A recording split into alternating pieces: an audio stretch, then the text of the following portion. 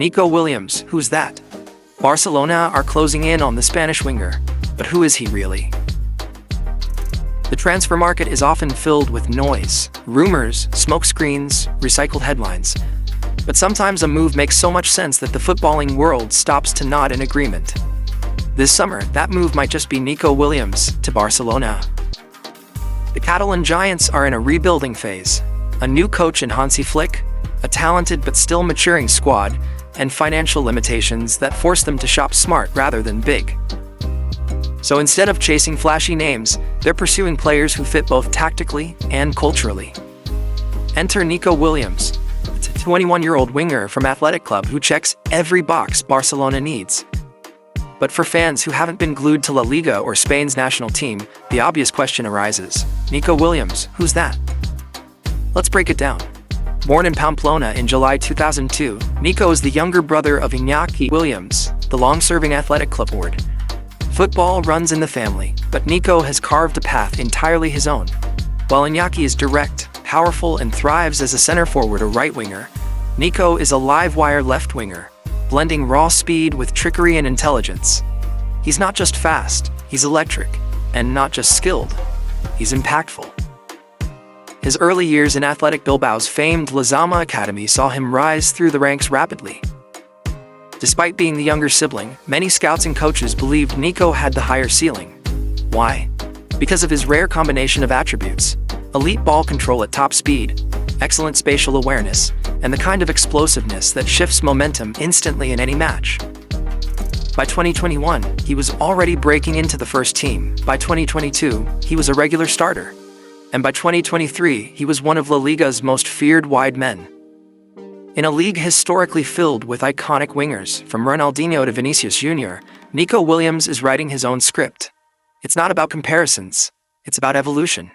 He's not the next anyone, he's the first him. This past season was his real breakthrough. Under Ernesto Valverde, Nico posted 5 goals and 11 assists in La Liga. Strong numbers, but they don't tell the full story. In the Copa del Rey, he was pivotal in helping Athletic Club lift the trophy for the first time in 40 years. He was arguably the best player in the entire competition. He didn't just perform, he led. His dribbling success rate was among the highest in Europe. His progressive carries ranked in the top percentile for wide players. His pressing intensity, measured by sprints and pressures per 90, reflected a player who does just as much work off the ball as he does on it. He isn't the kind of winger who waits for the ball wide on the touchline. He hunts. He cuts inside, combines in tight spaces, defends from the front, and shifts gears like a Formula One car. Tactically, Nico is every coach's dream in modern football. You want verticality? He brings it. Need width in a possession-based system? He hugs the line. Transition-heavy counterattack? He thrives in chaos. And for Barcelona, a club seeking to blend their traditional positional play with more direct threats, he is the bridge between generations. His synergy with Lamine Yamal on the opposite flank has already shown promise at the international level. The two started together for Spain at Euro 2024, giving La Roja an attacking identity they've lacked for years: speed, fearlessness, and unpredictability. Watching them combine, Yamal with his feints and tight space brilliance, Nico with his lung-bursting sprints and cutbacks, was a glimpse into the future of Spanish football. Now imagine them doing that week in, week out at Camp Nou. The timing couldn't be better. With Ansu Fati's career derailed by injuries and Raphinha struggling to fully convince, Barcelona need a long-term solution on the left. Ferran Torres has shown flashes but lacks consistency. Nico offers something different: directness, intensity, and most importantly, availability. He's rarely injured. He plays with joy, hunger, and discipline. But let's talk about the elephant in the room: the price tag. Nico's release clause is reportedly around 58 million euros. In normal years, this would be a straightforward deal for Barcelona. But in this era of financial fair play and salary caps, every euro matters. That's why this transfer is as much about planning as it is about football. Barcelona are believed to be working on player sales and sponsorship boosts to activate the clause. Negotiations with his agents have progressed. The player is reportedly keen. He knows what it means to wear that jersey: the pressure, the platform, the opportunity. For Nico, This move is about more than football. It's about identity. A Spanish-born son of Ghanaian immigrants, he's never hidden his love for Spain or his respect for his roots. But he also knows what it means to be doubted. "I've always been proud of where I come from," he said in a recent interview. "But I want to go where I'm valued, where I can grow." Barcelona value him. Their sporting director Deco sees him as a foundational piece. Hansi Flick reportedly sees him as a starter from day one, and fans, already in love with Yamal, are excited at the idea of two fearless wingers redefining the club's next chapter. But this isn't just a feel-good story. It's a footballing decision backed by metrics, scouting, and context. Nico Williams is not hype. He's production, potential, and presence. He's 21 with nearly 100 La Liga appearances. He's battled at San Mamés, survived physical duels with the best fullbacks in Spain, and stood tall on the biggest stages. He's not joining Barcelona to be a project. He's coming to make an impact. Now. What does this mean for Barcelona's squad structure? Let's start with the attack. Hansi Flick inherits a front line brimming with potential but lacking cohesion. Robert Lewandowski remains a goal threat but is aging.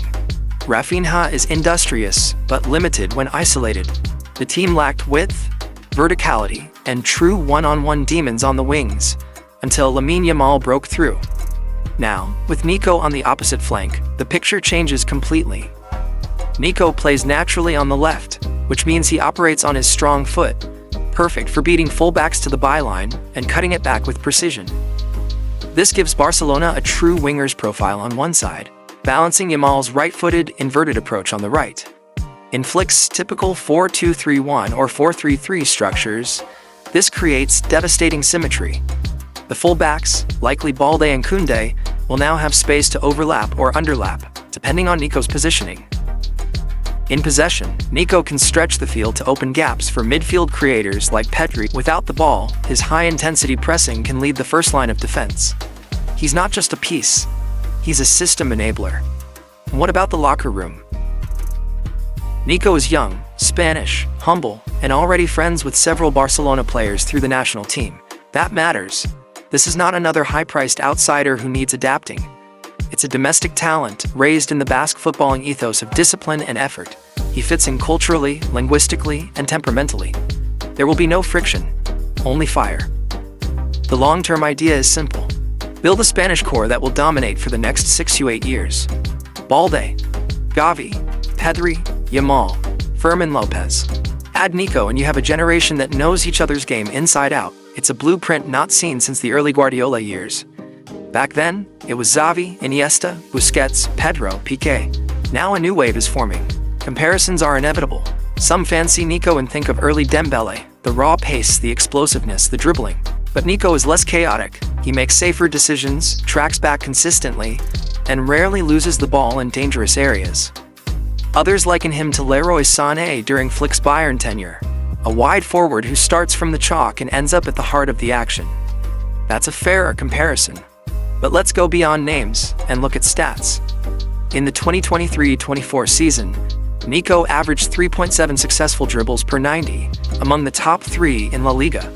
He created 2.2 chances per 90, often under pressure. His expected assists per 90 stood at 0.29, higher than both Raphinha and Ferran Torres. Defensively, he averaged 4.6 recoveries and 2.1 tackles per 90, outstanding for a winger. These aren't just highlight reel numbers. They represent sustained output in a tactically rigid, defense-first athletic club side. Imagine what he can do in a more possession-dominant, technical Barcelona team. Still, every transfer carries risk. The pressure at Barcelona is unique. One poor performance is a headline. One mistake is a crisis. Nico will face scrutiny like never before. But based on his temperament, he's ready. At 21, he already plays like a man who's had to earn